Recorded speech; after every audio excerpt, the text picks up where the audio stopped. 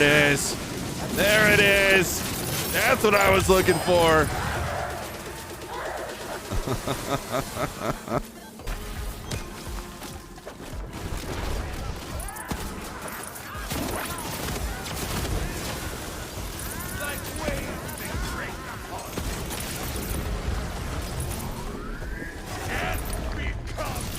The king just got deleted.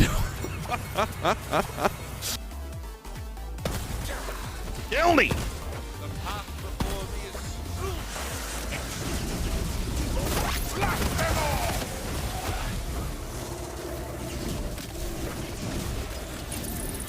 Bye, Banshee. Thanks for playing.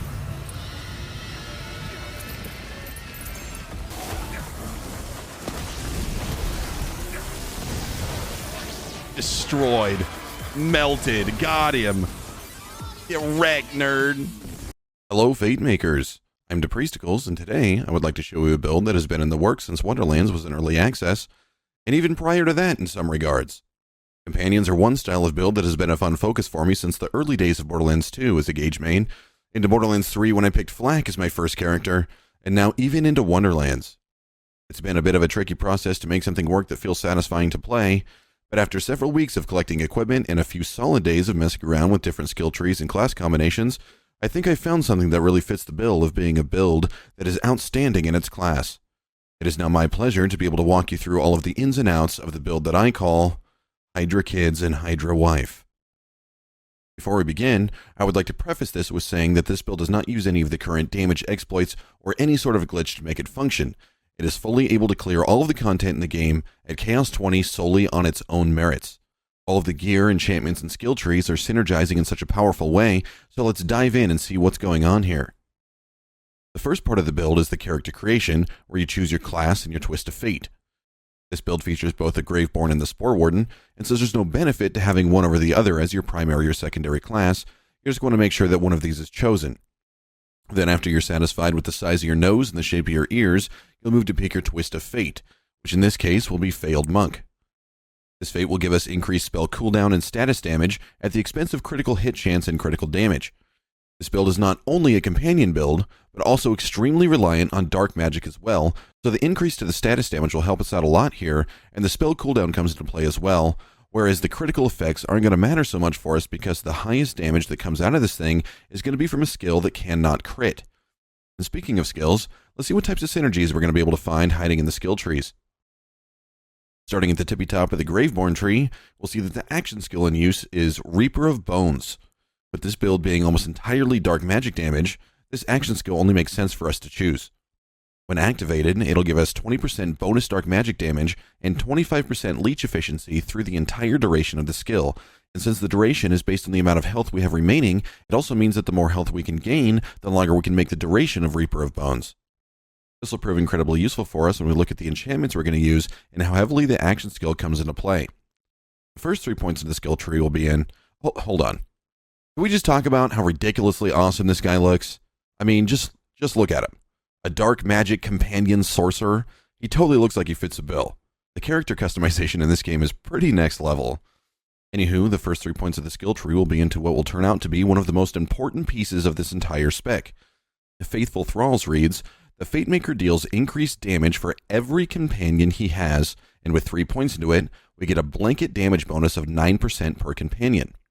This damage increase is applied to every piece of damage we do, which will include our companion damage. The skill is literally making itself stronger for every friend that we put onto the map, which we'll be doing a lot of considering it's a companion build. The next 3 points will go into Essence Drain, but only 3 since we're going to need to save as many points for later on in the skill trees. The spell cooldown is pretty important though, so definitely spec those 3 here. Next, you'll want to put 5 points into Dark Pact, giving us a 20% increase to all dark magic damage we deal, and then 3 points into Harvest, which will then give all of our companions a bonus dark magic damage as a kill skill. It gets up to 2 maximum stacks, and we get an additional 9% bonus damage per stack. The next 3 points will give us another kill skill after sinking them into Dark HYDRA. The skill right here is one of the parents of the name that I chose to give to the build. With this skill, whenever you would kill an enemy, you'll have a 60% chance to summon a dark magic HYDRA with a max of 3 HYDRAs. These HYDRAs will dot the map, giving you excellent crowd control, and one of the best parts is that it's self-sustaining. The companions you summon will kill things, creating hydras for you, which will in turn yet kill other mobs, which will then again create more hydras. The synergy here is really neat, and I absolutely love this skill. Next, we want to max out the Ascension skill, which will grant us 6% max health and 6% spell damage per stack, with a max of 10 stacks on this one. We want to pay special attention to the spell damage increase as we move forward. And put 1 point into Lord of Edges for more damage as your health gets lower, which actually has a fun synergy with our action skill since it continually drains our health while it's active. The next skill, called Blast Gasp, is one of the most important skills for this entire build. We're going to max out this skill with 5 points into it, and with those points we're going to get a 1 out of 5 chance for each bit of spell damage we deal to proc an elemental explosion, dealing ability damage to the tune of 50% of the spell damage that was dealt. The loop here is a little bit confusing, so I'll go on a small tangent to explain how this is going to benefit us. When using Blast Gasp, we want to try to get our spell damage increased by a healthy amount so that it increases the damage done by the explosions. But since the damage is actually dealing ability damage, we're also going to want to increase our ability damage as well to reap max benefits. We just put those 3 points into Ascension, so with each kill we get during an encounter, our Blast Gasp damage is going to increase by up to 60% after 10 kills. We're also going to be getting a healthy increase to our ability damage with a skill in the other tree, which we'll get to shortly. This whole loop applies to this build because of one very specific type of companion. Pixie companions can be found as a throwable companion on fairy or weapons, and the way they interact is much different than any other companion types. First of all, they do not count for Faithful Thrall stacks, so when you use this type of companion, you're missing out on that 9% per companion damage buff. And secondly, and most importantly, the damage they deal counts as spell damage, which gives us Blast Gasp procs and shelling out nutty amounts of damage. But to take advantage of Faithful Thralls, we're going to have to make sure that we get out other types of companions too. The downside to Blast Gasp is that the elemental explosions cannot do critical damage. But that just gave us the reason that we needed to pick Failed Monk as our twist of fate, so it's not even really that bad of a downside. So to sum up our tangent, Blast Gasp plus Pixie Companions equals a very good thing for us. Okay, back on track. The final point in the Graveborn tree will go into the capstone, Morheim's Blessing. This turns out to be extremely helpful for this build since we're running 5 different kill skills, and whenever we cast a spell, we're going to get a proc for each one of them. 4 of those kill skills are right here in the Graveborn tree, which are Ascension, Dark Hydra, Harvest, and Essence Drain, but the final one will be the first skill we look at in the Spore Warden tree.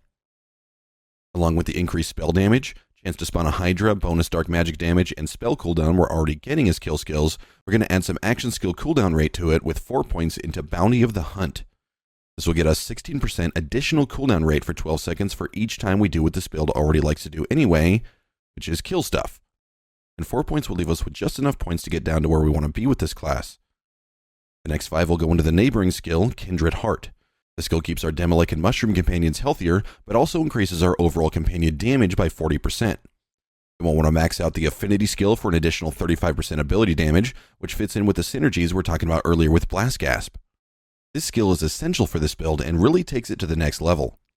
And 1 point into Medicinal Mushroom because your action skill leaves you with very low health when it's finished, and sometimes spicy water is just a little bit too spicy for this pet-loving horticulturalist.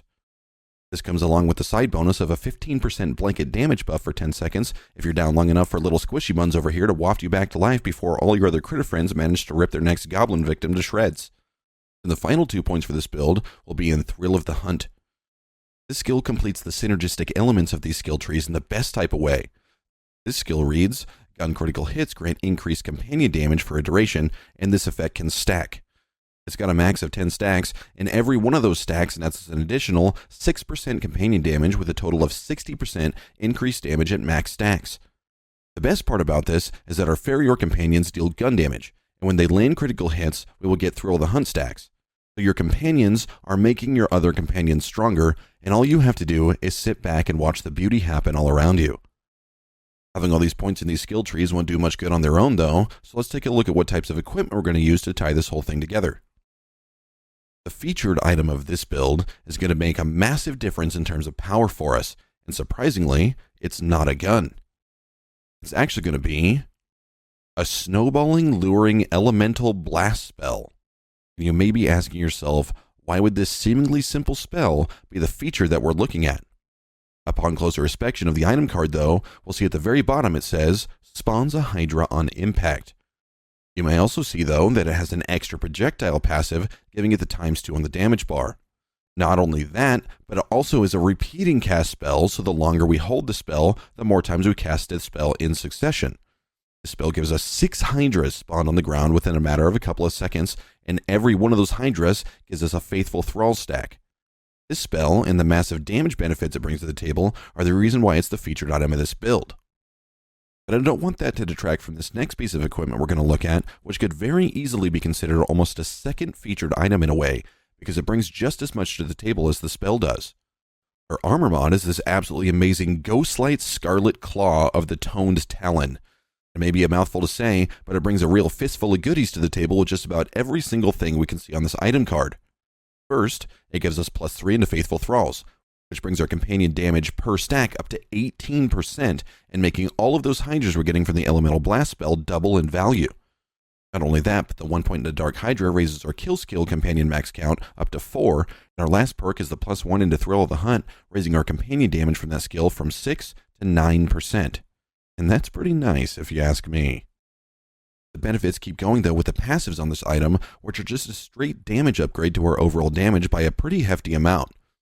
And finally, because it's a Scarlet Claw, it converts all of our companions to dark magic, as well as debuffs our enemies by 20% as soon as one of our pets looks in their direction, which all ties into our major focus of increasing our dark magic damage as much as possible to complement our companion damage. This armor mod is just as much a key element in this build, so heck it, I'm featuring 2 items in this build. The rings, though, are also quite impressive, with both of them being volatile companion damage rings, and both with companion critical hit damage as passives to make them even better. The shield we're going to use is this Master Rune, which increases our companion damage even further while it's equipped by 25%. The value we're getting out of these items is insane, and we'll see it even further in the amulet, which is this Undying Frenzied Wrath of Heroism. The Frenzied Wrath comes with a built-in passive of 20% increased companion damage as a kill skill, and can stack up to 5 times for a total of 100% increased companion damage at max stacks. This one dropped with dark magic damage and Graveborn power, which would be enough to sell me all on its own, but it also came with the passives of an 11.4% blanket damage buff and a gun mag size increase. The gun mag size has some fun synergies, because the more bullets that are in your magazine when you throw a Ferior weapon, the more damage your thrown companion will be able to do, and since every weapon used in this build is a Ferior, the mag size increase translates into yet another blanket buff for us. The melee weapon of choice will be this dark magic snake stick. This is an obvious choice for us, since it'll give us more companion hydras if we find ourselves in close quarters with an enemy, or in many instances for me, I'll melee the crystals in the chaos chambers to break them open, while simultaneously spawning some pets in the immediate area to take care of the elite that pops out of the crystals. The first gun we're going to look at is going to be this pistol, and this is generally going to be the first companion that should be thrown when approaching a group of enemies. This one transforms into a gun with wings, which is important because it also has the cross bolts on it. The cross bolts will debuff our enemies by 6% for each bolt stuck in them, and the bad guys turn into veritable pin cushions because this particular pistol fires 2 bolts at a time. And of course, when they are thrown, just like any other companion we're going to use with this build, they will immediately be converted into dark magic because of the armor mod, and making the debuff even more effective by having our enemies take all of that additional damage from our dark magic bonuses we're getting. The crossbolts would not take effect, though, if this were a pixie or a hydra companion, so it's important that this one is a gun with wings. The next gun, though, is going to be the major damage dealer for us because it does turn into a pixie, which we now know counts as spell damage and will give us our blast gas procs, which is this Inspiring Bloodshot of the Chosen One.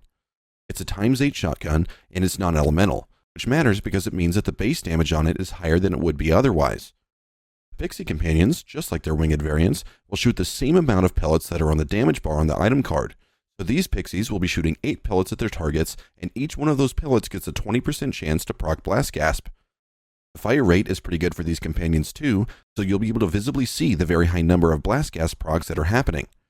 And remember that Blast Gas deals elemental explosions based on the element of the spell damage that is being used to trigger it, and our armor mod is making the pixies dark magic, and we have made our dark magic deal maximum damage, so you see how all the different synergies come together to complement this build. The third gun I have chosen is an SMG so we can have some diversity among ammo types, and this one has a cool effect that is hidden from the item card. But if we go into the inspection of this weapon and head over to the parts, we'll see that one of the barrel accessories is given the effect, when thrown, the weapon will turn into a massive lightning bolt. And also, it has the HYDRA Arcanism part, meaning it will spawn a Hydra when it's thrown. The combination of these makes this turn into a fast-moving bolt that will spawn a HYDRA companion on impact. This weapon is very useful to be able to get some companions in a targeted area that may be on a ledge, or out of reach, or in an area that your flying companions are refusing to go to. And the last weapon in the 4th slot is this Fragment Rain SMG. To be totally honest with you, the only reason it's here is because it's the only legendary weapon I found that can spawn a companion. So yeah, I don't ever use this thing, it's just here. In fact, I think if I compare this to the purple, oh yeah, look at that. It's worse in just about every way possible. Okay, so there's your legendary companion gun. Got it. So anyway, now that we've gone through that, okay, hold on. Look at this dude's flag. Just look at it. Dude, it looks like there's a skull with blood coming out of its eyes on the bottom. This is so cool. This is a badass dude right here. I wouldn't want to mess with him if I saw him on the street. Yeah, now that we've gone through the equipment and skills, let's talk about the different enchantments. The enchant I picked for the shield reads, whenever the Fatemaker's Demolic uses Hellish Blast, increase companion damage by 30% for 10 seconds. Hellish Blast procs whenever we cast a spell, and since our spell is so important for damage for us, we're going to be doing that a whole bunch, which in turn will buff our companion's damage output. The enchantment we see on the guns in the 3rd and the 4th slot reads, after reloading, gain 50% companion critical hit chance, and companions regenerate 8% of their maximum health per second for 5 seconds. The health benefits are only going to affect the Mushroom and the Demolic companions, but the biggest win for this enchant is that we can get added critical chance to our companions, which then gets us our Thrill of the Hunt stacks. Then looking at our spell, melee, and gun enchants that we have in the 1st and 2nd slot, we'll see, on action skill start, increase damage dealt by 20% for 20 seconds, while action skill is active, increase dark magic damage by 50%, and while action skill is active, increase companion damage by 50%, respectively in that order. So we can see here that using our action skill as often as possible and keeping it alive for as long as possible makes quite a big difference in terms of power for this build. So in order to get our action skill back faster and take advantage of those massive benefits it gives to our dark magic power, let's quickly look at how we allocated the hero points. We'll first want to max out both Wisdom and Attunement to play off the strengths of the build by giving us 76% status damage and 34% action skill cooldown rate. This allows us to cast our action skill on a much more regular basis and make the absolute most from the dark magic damage we deal. After those two categories are capped, you'll have 13 points left over, which I put into Dexterity for a higher critical chance. I know this is contradictory to what I said about the critical skills not being important at the beginning, but it was really between this or spell cooldown, and I don't really have an issue with not being able to cast my spell when I need to, and this also helps get our Thrill of the Hunt stacks faster to get our damage output higher.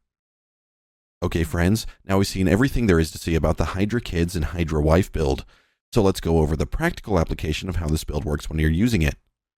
You'll first want to have your pistol with wings in your hand and throw 2 to 3 of them in the air as you're approaching the enemy lines. Then switch to the shotgun and dance around your enemies while you're throwing another couple of pixie companions in the direction. I would then cast the spell at the feet of the bad guys, spawning 6 Hydras and getting a massive damage bonus for each companion that is now on the field. And once you have an army built around yourself, which are dealing outrageous amounts of damage all by themselves, you'll then want to activate your action skill and keep an eye on the minimap as you watch all the little enemy dots disappear. At that point, your army engine is set up and running, and all you have to worry about is switching between your different companion types and throwing them out into the world to experience freedom for the very first time and reap all the benefits that they bring to your life. Keep an eye out on your stat count and your cooldowns, though, so you can maintain your damage by ensuring critical gun hits yourself and casting your Hydra spell as soon as it's available again. With this type of damage loop, you'll be able to take down every bit of content in the game, even at Chaos 20, as if you were relaxing on a sunny beach in Hawaii without a care in the world. Thanks for checking out the video, guys. If you want a copy of the save file that includes everything I've shown in today's video, make sure to join the Discord, read and agree to the rules, and navigate to the save file sharing section. Before you click away, though, don't forget to hit like if you liked, subscribe if you like me, and hit the little bell icon to be notified of future videos. You can also come say hi while I'm live over at twitch.tv/Depriesticles. Thanks so much, and I'll see you in the next video.